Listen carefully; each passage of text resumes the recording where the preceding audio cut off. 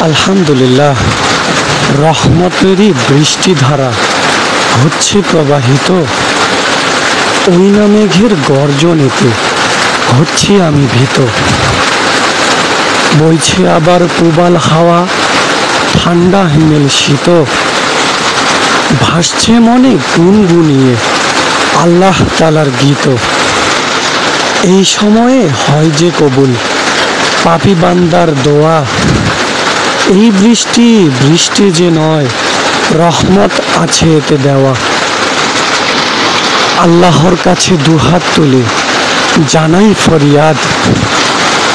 পাপের মধ্যে বিভোর থেকে কাটিয়েছি কতই না দিন রাত।